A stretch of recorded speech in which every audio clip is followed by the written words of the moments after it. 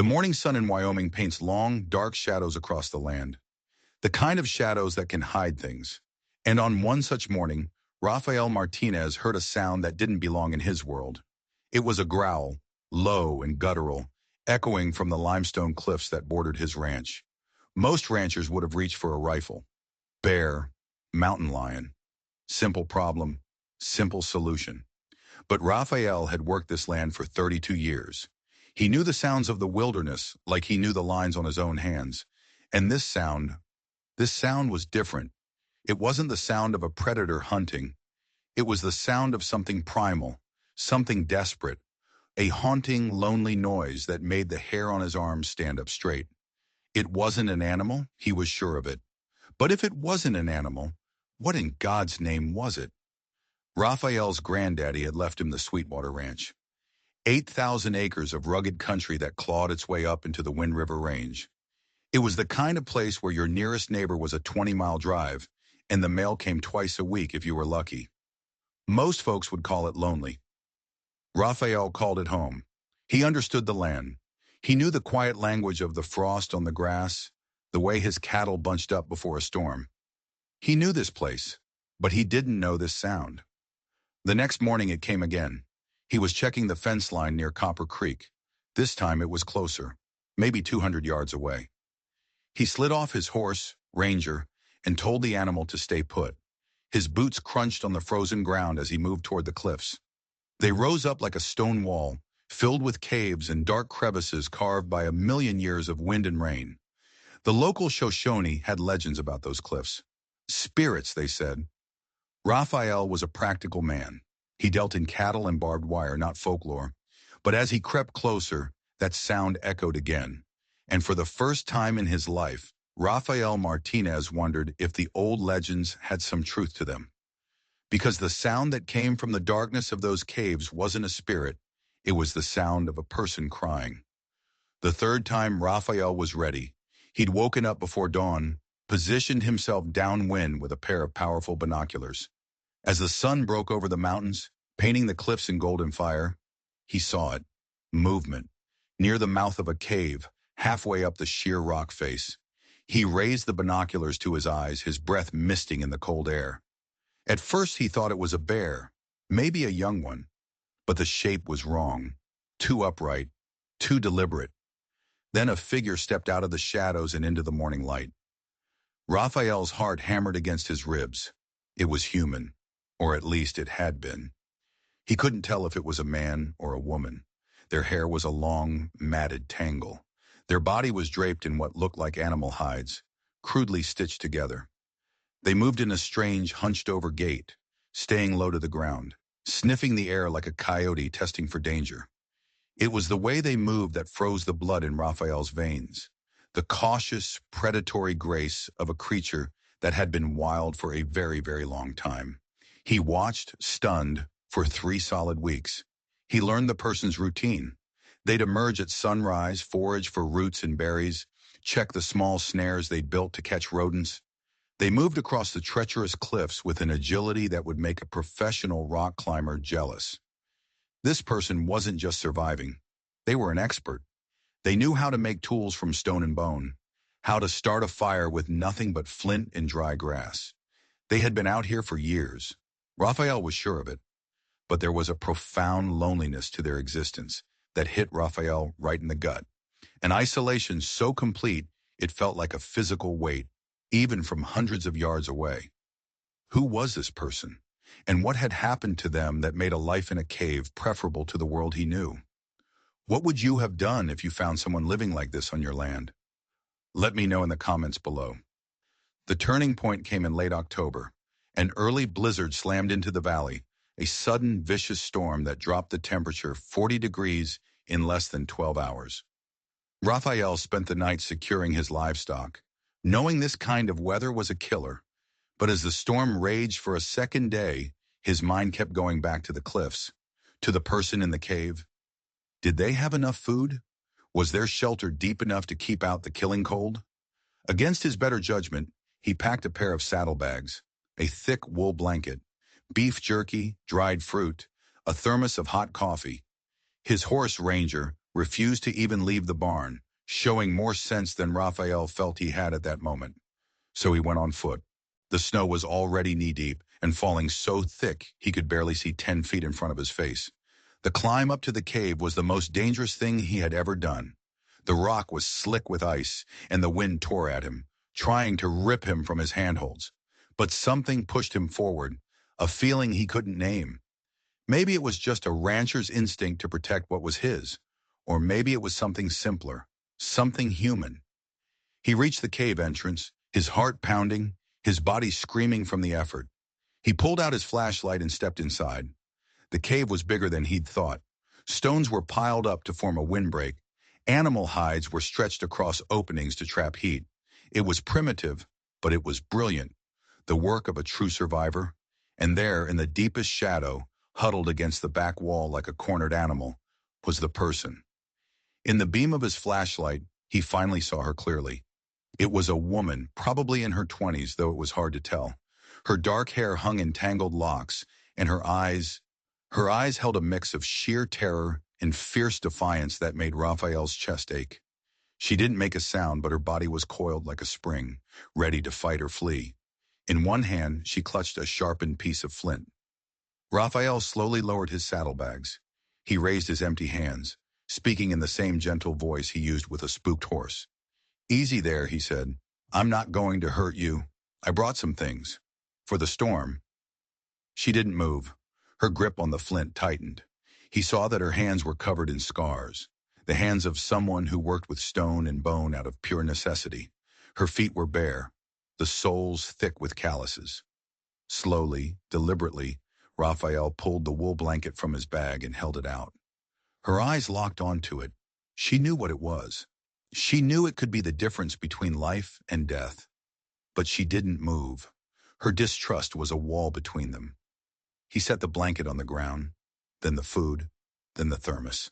He backed away toward the entrance, giving her space. The storm howled outside. He knew he should leave. His presence was terrifying her, but he couldn't. How long had she been like this? What horror had driven her to choose this life? And then she moved, but not for the supplies. She scrambled deeper into the cave, into the darkness beyond his flashlight beam. Raphael waited, the only sounds the wind and his own ragged breathing. Minutes ticked by. When she came back into the light, she was carrying something, a bundle of hides wrapped carefully. She unwrapped it, and Raphael saw what was inside. Photographs, faded and worn, but unmistakably photographs. There was a family portrait, a younger, smiling version of the woman in the cave, standing between two people who were clearly her parents. There was a picture of a small house with a white picket fence, pictures of birthday parties, of Christmas mornings, pictures of a normal life, a life that seemed a universe away from this frozen cave. She clutched the photos to her chest, her eyes never leaving his face, and in that moment, Raphael understood. She hadn't always been wild. She had been one of them. She'd had a family, a home, and something so terrible had happened, something so monstrous, that she had rejected it all. She had chosen the wilderness over the world of men.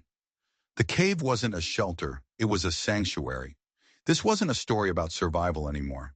This was a story about escape, and Raphael was looking at a woman who had been so broken by civilization that she had chosen to live like an animal. But she still kept the pictures. The storm finally broke on the fourth day. Raphael had gone back to his ranch that first night, but not before leaving all his supplies. When he returned, everything was gone. Except for one thing. Placed deliberately on a flat rock where he couldn't miss it was one of the photographs. The picture of the little house with the white picket fence. He turned it over. On the back, written in faded pencil, were 5 words. Emma Blackwood, 1247 Maple Street, Cedar Falls, Iowa. Her name was Emma, she had a name, and she had just given it to him.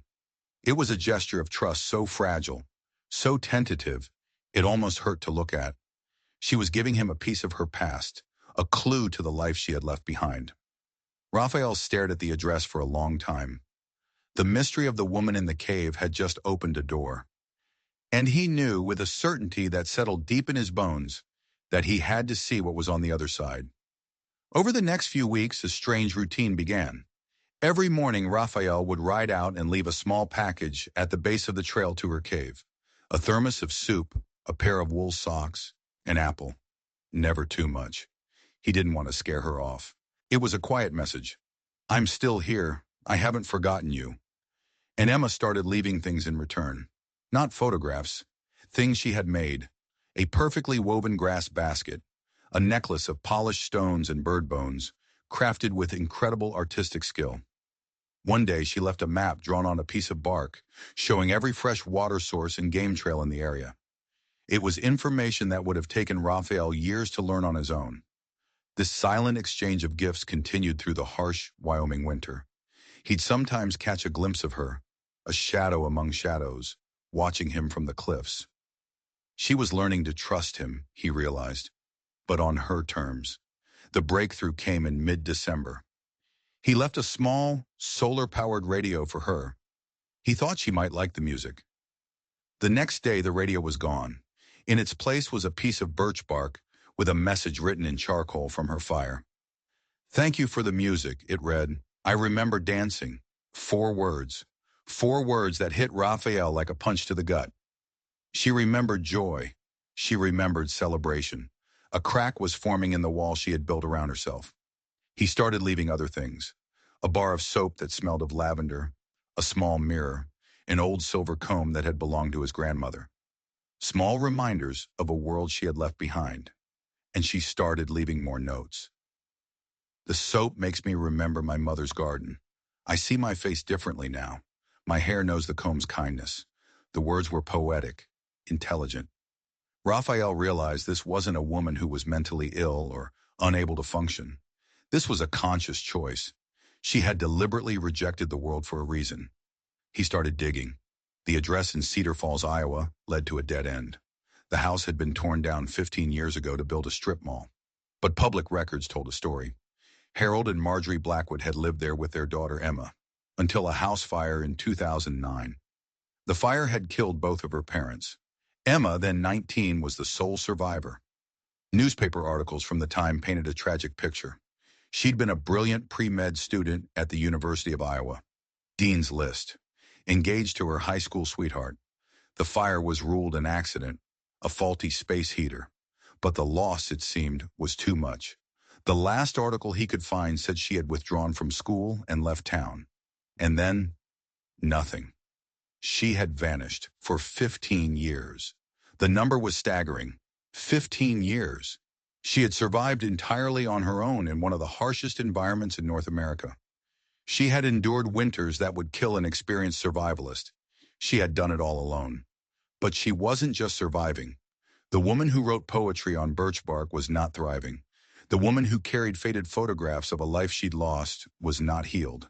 And Raphael, for reasons he couldn't explain, felt a deep, unshakable need to help her find her way back. The worst storm of the winter hit in late January, a monster that dropped the temperature to 40 below and brought winds that could tear a tree from the ground. Raphael knew Emma's cave wouldn't be enough. Not in this. He loaded his snowmobile with emergency supplies and headed into the blizzard. The journey was a nightmare. He could barely see his own hands in the driving snow. The cold was a physical thing, a beast that clawed at him through his heated gear. Climbing the cliff face was a suicide mission. The rock was a sheet of sheer ice. But he kept going, driven by a desperate fear for the woman in the cave. He found her huddled in the deepest part of her shelter, wrapped in every hide she owned, shivering uncontrollably. Her lips were blue. Her breathing was shallow. Hypothermia. She wouldn't last the night. There was no time for permission, no time for gentle gestures. Her life was on the line.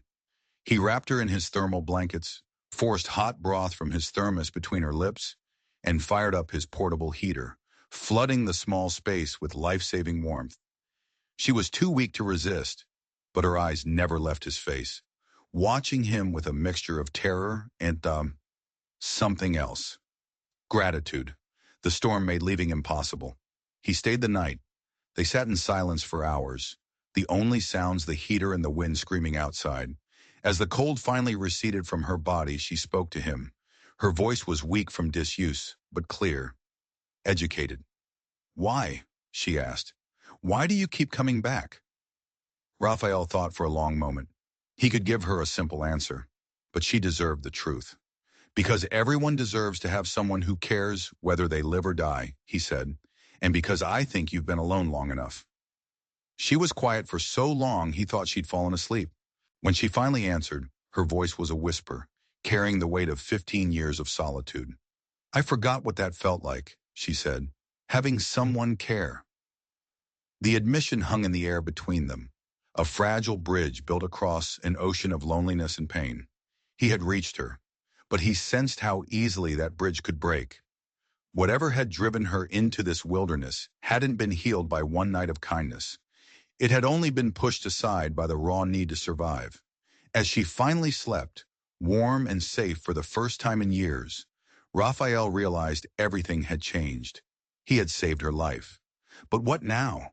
Could he coax her back into a world she had so violently rejected? Did he even have the right to try?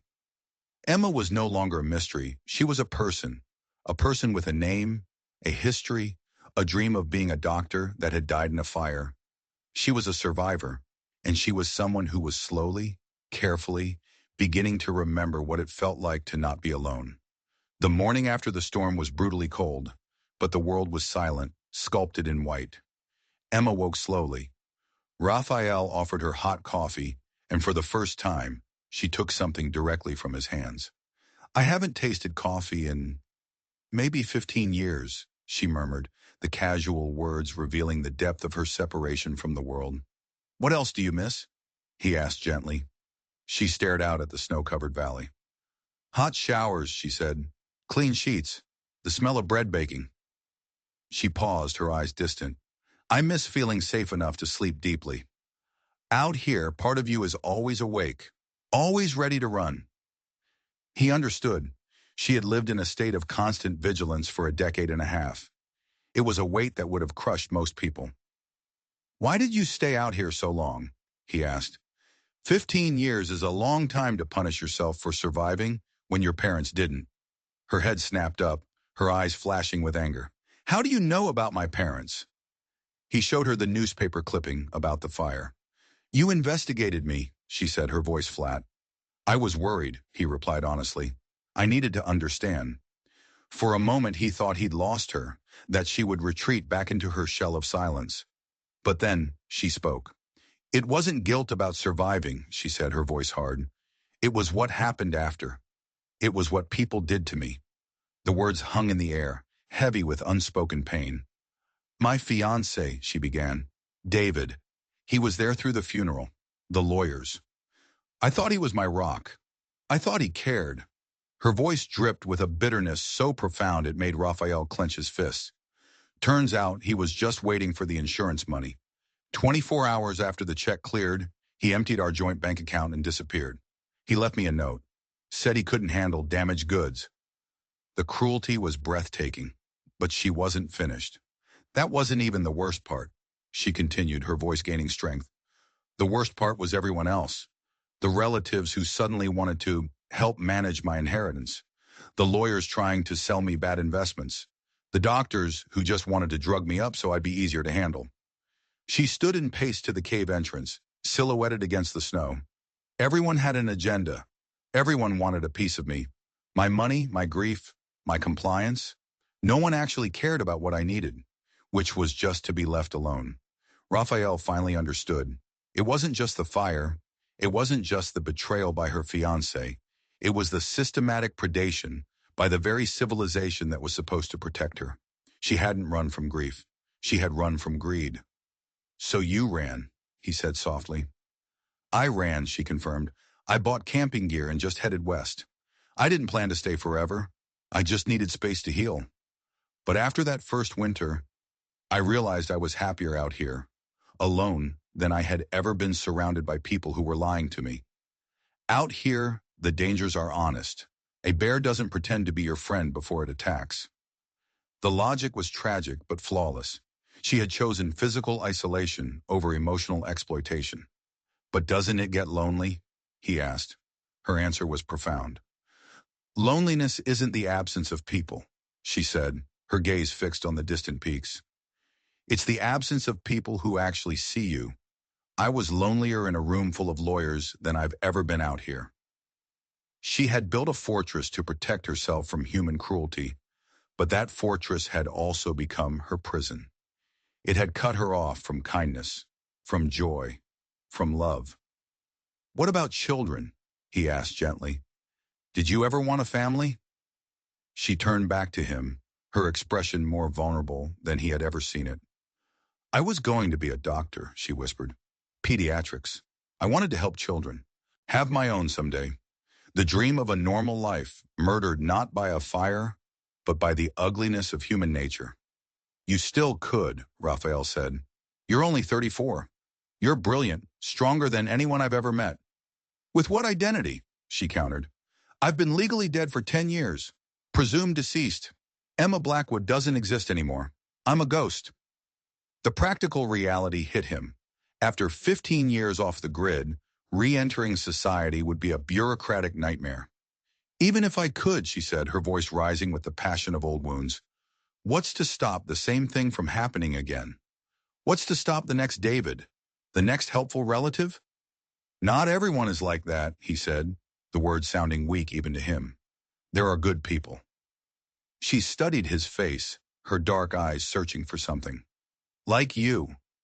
The question was a test. Everything hinged on his answer. I hope so, he said honestly. I can't prove it with words. But I've been coming here for months. I've never asked you for anything. I don't want your money. I don't want to control you or fix you. I just want to know that you're okay. The silence stretched on, thick with the weight of her past. Finally, a small, real smile touched her lips, transforming her face, giving him a glimpse of the woman she was before the world broke her. I'm not ready to trust the world again, she said quietly. But maybe I'm ready to trust you. That single sentence was the start of the most delicate operation of Raphael's life. Earning Emma's trust was like trying to gentle a wild Mustang. One wrong move, and she would bolt. He started by bringing her a small generator and a space heater, making the cave bearable. In return, she shared more of her story, revealing the true genius of her survival. She had become a master of wilderness medicine, treating her own illnesses and injuries with an encyclopedia of herbal knowledge she'd learned through trial and error. Got pneumonia my third winter, she told him, showing him a collection of dried roots. Nearly died. That's when I realized I had to become my own doctor. She had fashioned surgical tools from scrap metal. She had performed stitches on her own body after a bad fall. The scars on her arms were a map of her resilience, but it was her mind that amazed him most. She had carved a chess set from wood and bone to keep sharp, playing games against herself. She had even created a primitive printing press from carved blocks to make books of her own poetry. Writing keeps me sane, she explained, her words capturing the harsh beauty of her world with startling clarity. He started bringing her newspapers and medical journals. She devoured them, absorbing 15 years of change with a horrified fascination. But it was the medical journals that lit a fire in her eyes. Look at this, she'd say, her voice alive with passion. Robotic surgery. The precision is incredible. The doctor she was meant to be was still in there, buried under years of survival. One afternoon, she looked up from an article and said something that made Raphael's heart leap. I want to see a hospital. It was the first time she had shown any desire to leave her sanctuary. There's a medical center in Casper, he said carefully. We could go, just for a visit. She was terrified. What if someone recognized her? What if they asked questions? You've changed in 15 years, he reassured her. We'll say you're my cousin from Montana. The day of the trip, she was a bundle of nerves. Dressed in clean jeans and a sweater he'd brought her, she looked like any other woman her age, but her eyes darted everywhere, constantly scanning for threats. The drive to Casper was her first time in a car in over a decade. Everything's so fast, she murmured, watching the world blur past. The hospital should have overwhelmed her. Instead, it energized her. The clean floors, the advanced equipment, the controlled chaos. It was like she was coming home. Then a trauma case came into the emergency department. A construction worker, a bad fall. Emma watched the medical team work with an obsessive focus, her old training surging to the surface. She mentally cataloged every procedure, her eyes missing nothing. "They're doing everything right," she whispered to Raphael, her voice filled with professional admiration. "The airway management, prioritizing the injuries. It's exactly what I would have done." In that moment, Raphael saw it clearly. Her mind was a powerful combination of formal medical training and 15 years of brutal, hands-on survival experience. She understood trauma in a way no textbook could ever teach. As they watched the doctors stabilize the patient, she turned to him, her face set with a determination he had never seen before. "I want to help," she said quietly. "I want to be part of this again." It was a monumental decision, a complete reversal of everything she had believed for 15 years, but it came from a place of deep, authentic purpose. "You could," he said. "It would take time, but you could." On the drive back to the ranch, she laid out the plan that had clearly been forming in her mind. She needed legal help to reestablish her identity. She needed to study, to catch up, to prove her knowledge was current. The challenges were enormous, but so was her will. "But there's something else," she said, her voice softer. "I don't want to go back to being the person I was before, the woman who trusted too easily. I want to use what I've learned out here, about self-reliance, about reading people's true intentions." She wasn't just returning. She was evolving. She wanted to become a new kind of doctor, one who could heal others while fiercely protecting herself. As they pulled into the ranch, the sun setting behind the mountains, she made a request that took his breath away. "I want you to help me," she said. "Not because I can't do it alone. I could, but because I've learned that accepting help from the right person isn't a weakness. It's wisdom." She was placing her fragile, newly forming future in his hands, trusting him to guide her back into the very world that had tried to destroy her. The responsibility was immense, but for the first time since he'd heard that strange growl from the cliffs, Raphael believed that the woman from the cave was finally on her way home. Legally resurrecting Emma Blackwood was a bureaucratic war. Their lawyer, Margaret Chun, was a specialist in missing persons cases, but even she admitted Emma's situation was unprecedented. 15 years off the grid was a lifetime. While the lawyers battled paperwork, Emma waged her own war. Raphael turned an old ranch building into a study hall, and she threw herself into 15 years of medical advances with the same ferocious intensity she'd once used to hunt for food. She studied 16 hours a day, her mind a sponge for new knowledge. She was fascinated by trauma medicine, her wilderness experience giving her insights that astonished her online professors. "They're just now proving theories on hypothermia treatment that I figured out through trial and error my fifth winter out," she told Raphael, her excitement palpable. Her isolation hadn't dulled her mind, it had sharpened it into a razor. The first victory came when she took the medical college admission test. She didn't just pass. She scored in the 99th percentile. It was a stunning validation. Emma Blackwood was back, but the biggest challenge wasn't medical knowledge. It was people. The simple act of going to the grocery store was an ordeal. "I feel like I'm learning to be human again," she confessed to Raphael. "My head knows I'm safe, but my body is still ready to run." Raphael arranged for her to volunteer at a local vet clinic. Working with animals helped her rebuild her confidence. The vet, Dr. Mitchell, was amazed. "She has hands that animals trust," she told Raphael. "It's like she speaks their language." From animals, she moved to humans, volunteering at a free clinic. The director, Dr. Rodriguez, quickly saw her talent. It was there she met Maria, a young mother whose daughter, Sophia, had a mysterious respiratory illness. Other doctors were stumped, but Emma saw what they missed.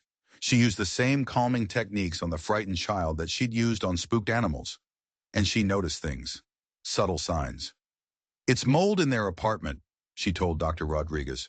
"Her symptoms worsen after it rains." She was right. The family moved and Sophia's illness vanished. The success was transformational. It proved her unique background was a strength, not a weakness. Dr. Rodriguez had her present the case at a medical conference. Her insights into environmental medicine, things she'd learned from years of living in nature, drew the attention of Dr. Elizabeth Hayes, the chief of emergency medicine at Wyoming Medical Center. Dr. Hayes approached her after the presentation. "Your approach to diagnosis is unlike anything I've ever seen," she said. You see patterns others miss. I'd like to offer you a position as a consultant in our emergency department. The offer was a dream, a chance to practice medicine based purely on her ability, but it meant returning to a high-pressure world, surrounded by people whose motives she'd have to constantly question. The decision was made for her during an emergency on the ranch. A neighbor had a heart attack while they were fixing a fence in a remote pasture. The hospital was 2 hours away. A helicopter couldn't land. Emma was alone with a dying man and a first aid kit. Using sheer instinct, her wilderness knowledge and supplies from Raphael's veterinary stash, she kept him alive. "You saved my life," the man told her later from his hospital bed. "The doctor said I was a goner." The incident was a sign. She wasn't meant to hide her gifts. She accepted Dr. Hayes's offer, but with conditions. She would work part-time. She would maintain her home at Raphael's ranch, her safe harbor. She would have final say on her cases. She was drawing her own lines, protecting herself. Her first day at the hospital was terrifying and exhilarating. She walked through the doors in scrubs and a white coat, a consulting physician. The transformation was complete. Her first case was a teenage boy found unconscious. No one could figure out why. 3 doctors had missed it. But Emma, her senses honed by years of survival, detected something. A faint, chemical odor on his clothes. "Check his carboxyhemoglobin levels," she ordered. "Carbon monoxide poisoning." The boy had been hanging out in an abandoned building with a faulty furnace. She had saved his life with a skill no medical school could teach: heightened perception. By the end of her first week, she knew she had found her place. She could diagnose illnesses others missed because she saw the world differently. She could connect with traumatized patients because she understood trauma. She could improvise solutions because she had spent 15 years making life or death decisions with nothing but her own 2 hands. She had found her way back. Not as the broken girl who had run away, but as a new kind of healer. A doctor who carried the wisdom of the wilderness into the sterile modern world of medicine, ready to save lives in ways no one had ever imagined. Within 6 months, Emma was a legend, a diagnostic genius who solved the unsolvable cases. But her success attracted a new kind of predator. The hospital administrator, Robert Stevens, was a man who smiled with his teeth but not his eyes. Emma's instincts, sharpened by 15 years of watching for threats, screamed danger. "Dr. Blackwood," Stevens said, his voice slick with false sincerity, "your unique story could put this hospital on the map. We want to create a new department of environmental medicine for you to lead." It was a trap. A gilded cage. He didn't see a doctor. He saw a marketing opportunity. "I appreciate the offer," Emma said coolly, "but my interest is in treating patients, not being a publicity tool." Stephen's smile tightened. "You have a responsibility to share your knowledge," he purred. It was manipulation, disguised as altruism. Emma had heard it all before from her helpful relatives. "My responsibility is to the patient in front of me," she said, ending the conversation. The Cold War began. Stevens started scheduling her for PR events without her consent, assigning her cases that were flashy instead of challenging. The final straw came when she walked into the ER to find a documentary crew setting up. Stevens hadn't even told her. "Absolutely not," she told him, her voice low and furious. "You will not turn the trauma of my patients into entertainment." Stevens dropped the friendly mask. "You forget, doctor, that you work for me. Your contract gives us the right to document your work." He had miscalculated. He thought he was dealing with the broken girl from the newspaper clippings.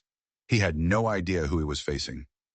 "My contract," Emma said, her voice like ice, "allows for documentation for legitimate educational purposes. It does not allow you to exploit my personal story for marketing." She pulled out her phone. "And since I started noticing your pattern of manipulation, I've been recording our conversations. Would you like me to share them with the state medical board?" The color drained from Stevens's face. He had tried to corner a wild animal, forgetting she had sharper teeth and better instincts. The confrontation secured her autonomy, but it poisoned the well. She had won the battle, but her time at the hospital was over. It was Dr. Hayes who showed her the way out. "Have you ever considered an independent practice?" she asked Emma.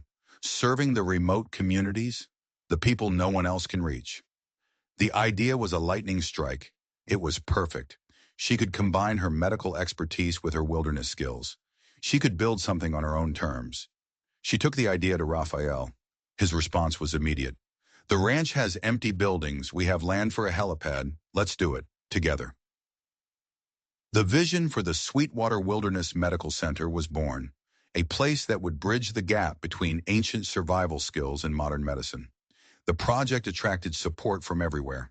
The state medical board offered grants. Equipment manufacturers donated cutting-edge portable tech.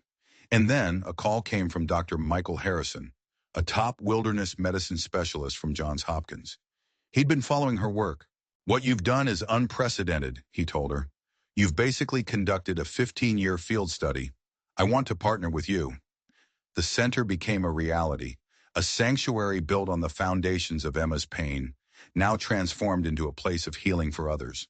The first major test came when a fishing boat ran aground in a storm. The Coast Guard couldn't evacuate the injured crew. They flew Emma and Dr. Harrison to the scene.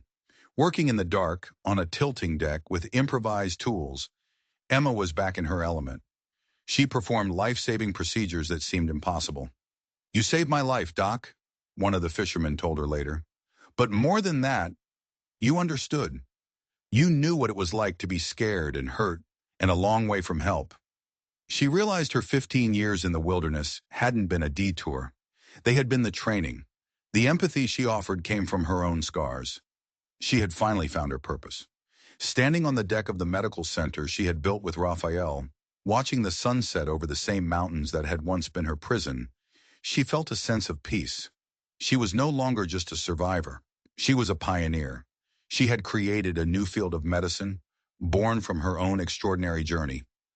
The woman who had fled civilization had come back not to rejoin it, but to redefine it.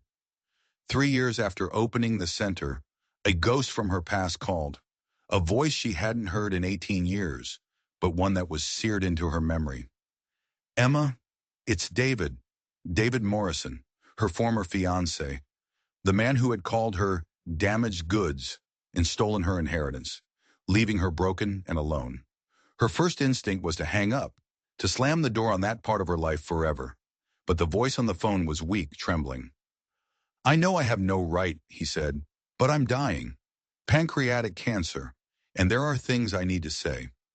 Her survival instincts screamed trap, but the doctor in her, the healer she had become, listened. "What do you want, David?" she asked, her voice calm and steady, a voice that didn't belong to the shattered girl he had abandoned. "To apologize," he said, "and to try to make things right." He confessed everything. The cowardice, the greed. He told her how the guilt had poisoned his entire life, how he'd never had another successful relationship, how he'd lost all the money within a few years. "I'm not asking for forgiveness," he said. "I don't deserve it. But I found out about your medical center. I saw what you became, not because of me, but despite me. And I wanted you to know, your success is the only good thing that came out of the mess I made." Then came the stunner. "I've spent years tracking down the money I took," he said, his voice fading. "I managed to recover about 60% of it. I want to give it back." The offer was a bombshell, but the woman on the phone was not the girl he had robbed. That girl would have needed the money. This woman had built her own security, her own freedom, her own world. "Keep it," Emma said firmly. "Use it for your hospice care, or donate it. I don't want anything from that part of my life." There was a long silence on the other end of the line. When he finally spoke, his voice was filled with awe. "You've become someone remarkable," he whispered. "I have one request," Emma said. "If you're truly sorry, use whatever time you have left to help someone else. Find someone vulnerable and protect them.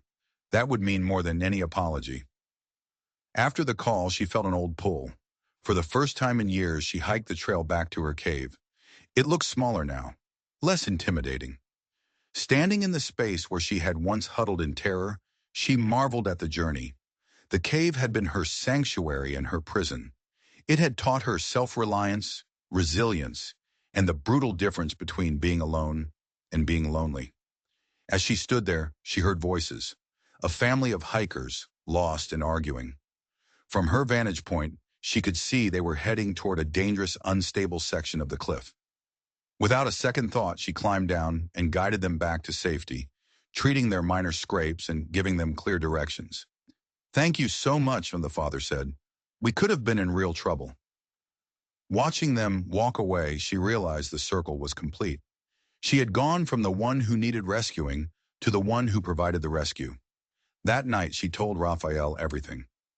"Do you think you'll ever forgive him?" he asked. "I don't know," she said honestly. "But I realized today that holding on to that anger is like carrying rocks in my backpack on a long hike. It only slows me down." She had faced the ghost of her past and found that he no longer had any power over her. Her life had moved so far beyond his betrayal that it was now just a scar, a reminder of a wound that had long since healed into something strong. She hadn't just survived. She had been transformed. The airplane rescue mission made Emma a national hero, and with that heroism came a new kind of threat. Fame. News networks hounded her for interviews. Tabloids printed sensational headlines. "Wild woman doctor, from cave dweller to lifesaver." They speculated about her sanity, using telephoto lenses to take unflattering pictures of her on the ranch. It felt like the same violation she had experienced 20 years before, just on a larger scale. "I can't do this," she told Raphael, the stress threatening to send her running back to the mountains. "Maybe I should have stayed in the cave." "You are not that person anymore," he reminded her. "You have resources. You have power." Just as the media frenzy reached its peak, a lifeline appeared, the World Health Organization. "They want to create a new position, Director of Wilderness and Emergency Medicine," her lawyer explained, "specifically for you, developing protocols for refugee camps, disaster zones, the most extreme environments on Earth." The job was a perfect escape and a perfect challenge. It would take her away from the American media circus and allow her to use her unique skills to help the most vulnerable people on the planet, but it meant leaving the sanctuary she and Raphael had built. "I'll come with you," Raphael said without a moment's hesitation. "The ranch can run itself. Your work needs someone who understands your past, who can be your anchor." Their first assignment was a refugee camp in Jordan. Emma saw herself in the faces of the survivors, people who had lost everything, who had seen the worst of humanity. "These people aren't just patients," she told the medical staff. "They are survivors. Treat them with the dignity that acknowledges their strength." She developed new protocols treating not just their physical wounds, but the deep trauma of betrayal and loss. Her own scars allowed her to connect with them in a way no other doctor could. From Jordan, they went to the Philippines after a catastrophic typhoon. She found herself working in conditions that mirrored her wilderness years, limited supplies, improvised shelters. But this time she wasn't alone. She was leading a team, using her survival skills to help an entire community rebuild. The most challenging mission was in Southeast Asia, working with survivors of human trafficking. She looked into the eyes of young women who had been betrayed by the people they trusted most, and she saw a reflection of her younger self. "Healing doesn't mean learning to trust everyone," she told them in a group session. "It means learning to distinguish between who is safe and who is dangerous. It means developing the strength to protect yourself while still accepting help from those who genuinely want to see you recover." She was teaching them the very lessons she had learned in her cave. Her work became a global phenomenon, not the sensational story the tabloids wanted, but a revolution in how the world treated trauma. She had found her true calling, transforming her private pain into a public service. 25 years after she first fled to the mountains, Emma stood on the cliff face again, this time mentoring a young doctor named Anna, a survivor with a story much like her own. "How did you learn to trust again?" Anna asked. "Very slowly," Emma replied. "And I started with someone who proved his reliability through consistent action over time. As they reached the cave, they saw it. Fresh supplies, blankets. Someone else was living there now. Another lost soul had found her old sanctuary. Emma felt a profound sense of connection. She pulled out a notepad. "If you're reading this," she wrote, "I understand. I lived in this cave for 15 years. You are stronger than you know. When you're ready, there are people who will help. You don't have to stay hidden forever." She signed it, Dr. Emma Blackwood, Sweetwater Wilderness Medical Center. 6 months later, a letter arrived at her office in Geneva. Dr. Blackwood, I found your note. I'm not ready yet, but knowing someone like you made it out gives me hope. Thank you. Emma kept the letter in her desk, a reminder that her journey was now a beacon for others. She had evolved from victim to survivor to healer and now to a guide. Her life had no neat ending because healing never truly ends. It deepens. It expands. It creates ripples of hope. The girl who was betrayed by the world learned to create a world where trust was possible again, where the broken could become the healers of the broken. Her wilderness years were over, but their lessons lived on in every life she touched. The woman who once lived like an animal in a cave had become exactly what the world needed. A healer who understood that our deepest wounds can become our greatest strengths. If you were moved by Emma's journey of survival and healing, there are two more incredible stories of resilience waiting for you right on your screen. And if you don't want to miss our next story, make sure you hit that subscribe button and turn on all notifications. We've got something special coming you won't want to miss.